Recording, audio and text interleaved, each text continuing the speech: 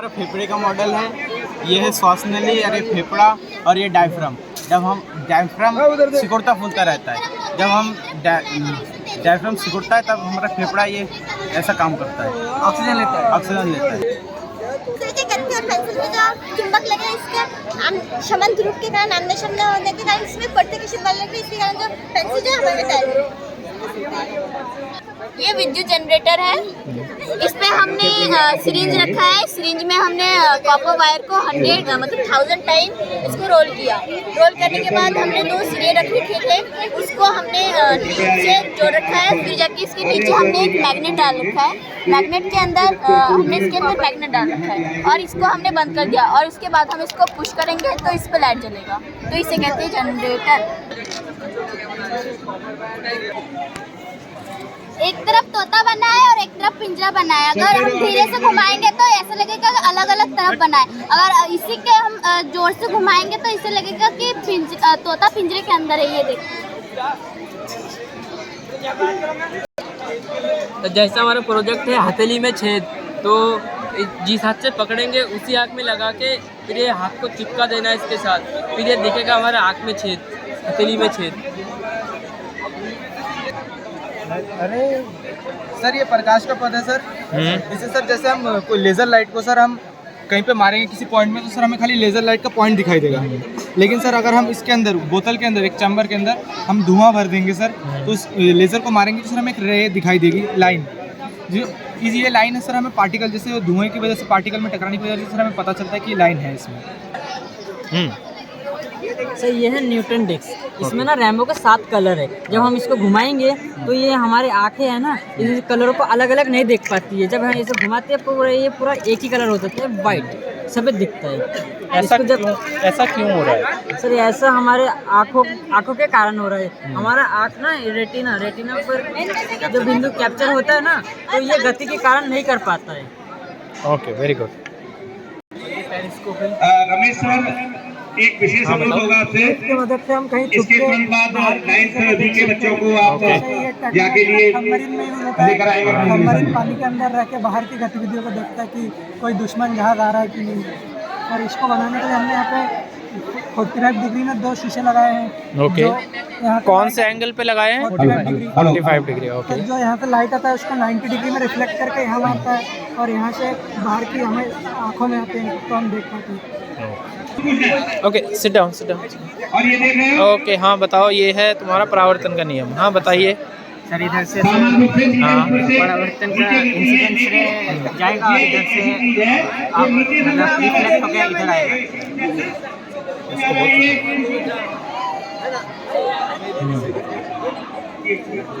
हाँ ठीक है।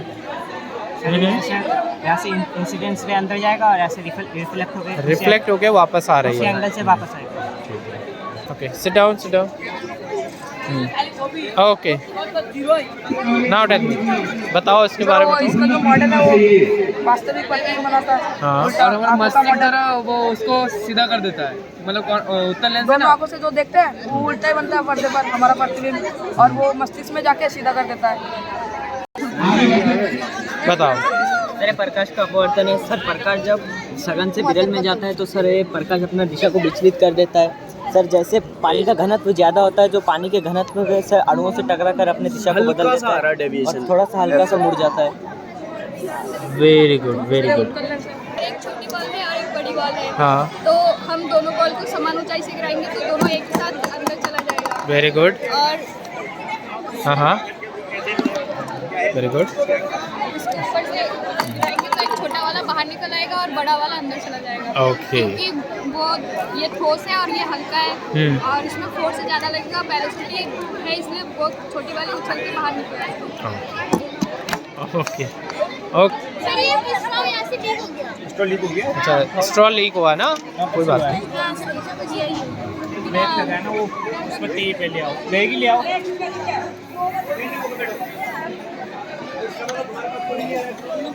देखो, ओह, चलो हाँ ठीक है, ये फूल खिल रहा है। ओके, हाँ वेरी गुड। अब इसके बारे में नाइन्थ बताओ। ए के बाद ये जो कागज जो लकड़ी से बने होते हैं उसमें बहुत बारीक बारीक रेशे होते हैं, तो जिस पानी में क्लास के डालने से एनसीसी बच्चे वो अपनी क्लास में साथ साथ चलते रहें और वहीं जाकर के अपनी स्थान पुनः बैठ जाएंगे अपनी अपनी क्लासेस के साथ। तो भारी होने के कारण एनसीसी के ये बच्चे पीछे की तरफ झुकने अपनी अपनी लगते हैं। क्लासेस के साथ चलेंगे। हाँ चलो। नाइन्थ बी के बच्चे साइड रेडी हैं। Very good. अब इसे एक्सप्लेन करो कुछ। सर जैसे कि बोतल कटा हुआ है हाँ। और हमारे एटमॉस्फेयर में एयर रहता ही है और एयर सभी बच्चों पानी में जा रहा है, पानी के अंदर तो जा नहीं कि सकता हर और वो ऊपर आ रहा है और हैंडग्लव्स लगा हुआ है उसमें, तो वो हैंडग्लव्स को खुला दे रहा है और वो बाहर नहीं जा रहा है एयर।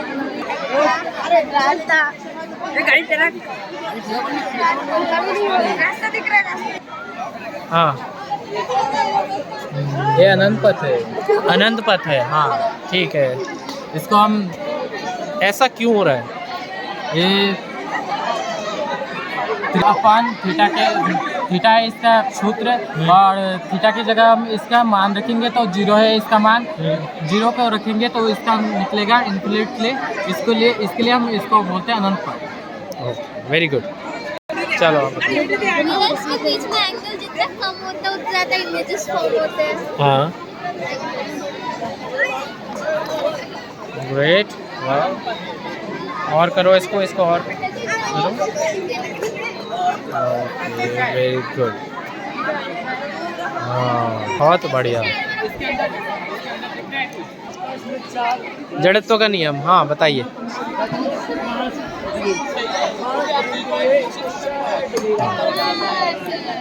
इसमें जो कार है इसके लिए तो भारी बल है पर बॉल के लिए नहीं। हाँ अगर ये कार तो रुक जाएगा पर ये जो जिंदगी भर ये चलता रहेगा जब तक इसमें भारी बल ना हो। विद्युत मोटर बनाया है और इसमें यांत्रिक विद्युत और ऊर्जा विद्युत में बदल जाती है और इसमें एक सेल, मैग्नेट और एक प्लेट का और एक तार का इस्तेमाल किया गया है जिससे चुंबकीय और विद्युत का काम करता है और ये फिर घूमने लग जाता है।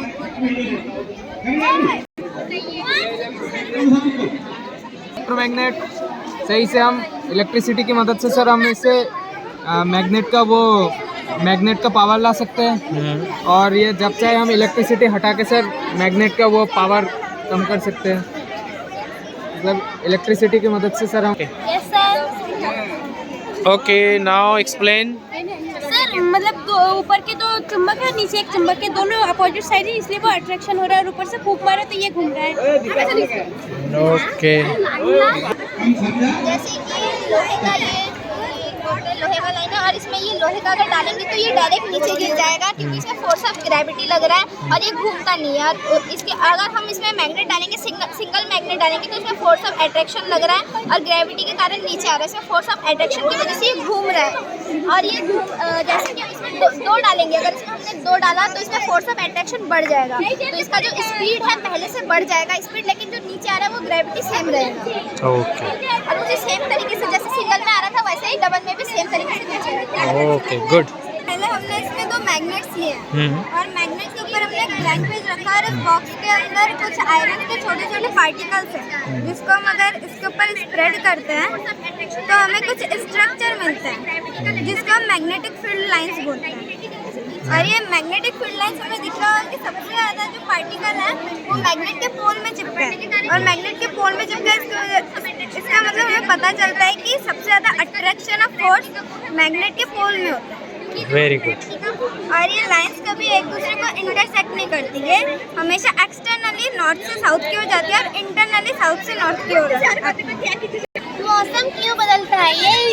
ये गर्मी का महीना, ये बीच का महीना, ये जाड़ों का महीना। जब सूरज यहाँ पर रहता है तो सूरज की किरणें यहाँ पर पहुँच नहीं पाती, इसलिए यहाँ में ज़्यादा ठंड लगती है। और गर्मी सबसे ज़्यादा किस महीने में लगती है? जून के महीने में हमें ज़्यादा गर्मी लगती है और बीच के महीने यानी कि मीडियम हमें नवंबर में हमें ज़्यादा गर्मी भी नहीं लगती है और ठंड भी नहीं लगती है। और जाड़ों का महीना यानी कि दिसंबर और जनवरी में हमें ज़्यादा ठंड लगती है। Very good. सर चंद्रमा की कलाएं हैं, हम सारे छेद से देखेंगे तो इस प्रकार के मुंह से दिखाई पड़ेंगे। ओके वेट लेट्स सी कहाँ से? बीच से? सेंटर से? Yes sir. वो दिखेगा क्या? दिख रहा है? देखें चिपका के। हाँ दिखाई दे रहा है। अरे वाह। Yes sir. हाँ। शेप मून दिखाई दे रहा यहाँ से फिर शुक्र पक्ष है, चांद दिखाई पड़ेगा। यहाँ से अच्छा, कृष्ण इसमें- पक्ष है, चांद दिखाई पड़ेगा। अरे ऐसे वाह। ये तिरछा करके दिखाना पड़ेगा। अच्छा ये तिरछा यहाँ से करके ही देख लीजिए सर। चलिए, वहाँ यहीं यहाँ से- से थोड़ा मुश्किल पड़ेगा ना, हाँ। इसलिए। इसमें बहुत अच्छा दिखाई दे रहा मून, यस सर। बहुत बढ़िया, वेरी गुड। ओके चलो बताओ। सर ये हमारा सौरमंडल है, सूर्य एक तारा है। हमारे सौरमंडल में 8 ग्रह होते हैं, बुध, शुक्र, पृथ्वी, मंगल, बृहस्पति, शनि, अरुण, वरुण। और शनि एकमात्र ऐसा ग्रह है जिसमें रिंग पाया जाता है और वह रिंग भी गैस का होता है। बुध, शुक्र, पृथ्वी, मंगल ये चट्टानों से बने होते हैं और बृहस्पति, शनि, अरुण, वरुण गैसों से बने होते हैं। और सूर्य के सबसे निकट बुध होने के बावजूद सबसे गर्म ग्रह बुध नहीं है बल्कि शुक्र है, क्योंकि शुक्र में एटमॉस्फेयर पाया जाता है, मतलब वायुमंडल, और बुध में वायुमंडल नहीं होता है। शुक्र सबसे गर्म ग्रह इसलिए क्योंकि उसमें एटमॉस्फेयर होता है जो कि गर्मी को एब्जॉर्ब करता है। और इसको चमकीला ग्रह भी कहते हैं, पृथ्वी को नीला ग्रह भी कहते हैं और मंगल को लाल ग्रह भी कहते हैं। सबसे बड़ा ग्रह पृथ्वी है और सबसे छोटा ग्रह बुध है, मतलब कि सबसे बड़ा ग्रह बृहस्पति है और सबसे छोटा ग्रह बुध है। चंद्रमा है, ये सूर्य है, ये पृथ्वी है और ये चंद्रमा है।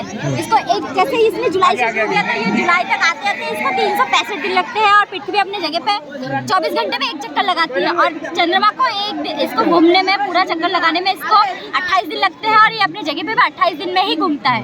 तो जहाँ जहाँ से ये पृथ्वी जाती है वहाँ से ये राशि आती है, जैसे धेनु, मतलब धनुष राशि। तो हमारे पूर्वजों ने कुछ देखा होगा धनुष जैसे, तो उसके अकॉर्डिंग इसका नाम रख दिया धनुष राशि। तो ये अब हमारे ज़माने में इसको धनुष तो नहीं बोला जाएगा, तो इसने धनु राशि बोल दिया हमारे। अब ये तुला राशि जैसे हमारे पूर्वजों ने कुछ देखा होगा, उनके गुच्छे जैसी। तब चलो हाँ ठीक है।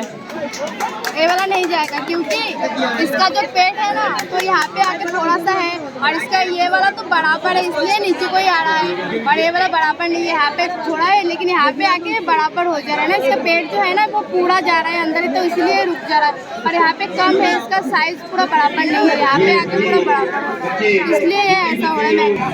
हाँ चलो अब बताओ। रुको है, okay now open, yes great.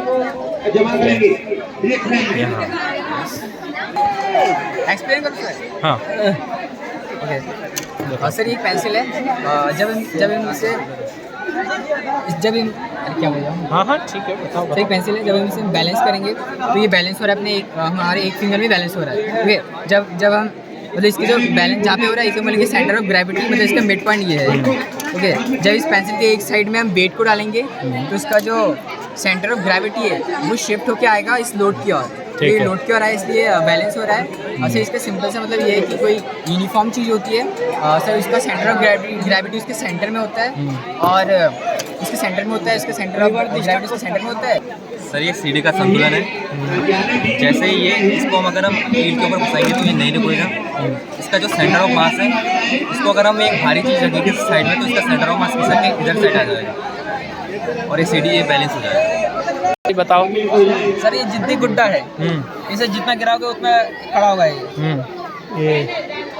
ठीक है, ये बात नहीं मानता है किसी सर ये सर इसका सेंटर ऑफ ग्रेविटी सबसे नीचे है, इसलिए सर ये खड़ा हो जाता है सेंटर ऑफ ग्रेविटी की वजह से। ठीक है ना मतलब दोनों संतुलन वेट इक्वल रहेगा ना, कुछ से लटक जाएगा दोनों साइड।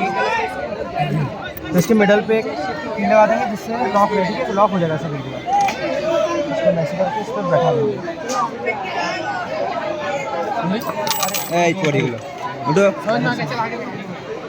चलो हाँ बताओ। सर हवा देने पर ऊपर आता है ओके, और इसमें हवा भर जाता है ना सर, हाँ इसका पूरा वेट सर कम हो जाता है तो चलो ऊपर आ जाता है। ठीक है, हवा खींचने से पानी डालो आता है नीचे, इसमें। डालो इसको नीचे दे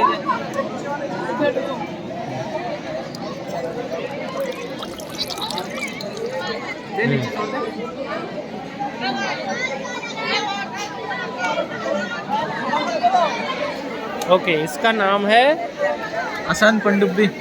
आसान पनडुब्बी, यहाँ का आसान पनडुब्बी। अच्छा ठीक है। पानी भरेंगे, हाँ पानी भरेंगे सर और यहाँ से हम ऐसे दबाएंगे और इसमें पानी भरेंगे, उसके बाद इसको छोड़ेंगे तो पानी ऊपर से निकलेगा। ओके, तुम लोग बताओ। सभी बच्चों को अवगत कराना है कि कल वक्त है, लेकिन आप लोगों की छुट्टी नहीं है, विद्यालय में आना सभी बच्चों को। बोतल जहाँ पे खाली है वहाँ पे भी एयर है, हाँ। तो वाटर एयर को बाहर निकलने के लिए जगह चाहिए, और एयर नीचे प्रेस कर रहे हैं वाटर को, इसी वजह से बाहर आ रहा है पानी। ठीक है।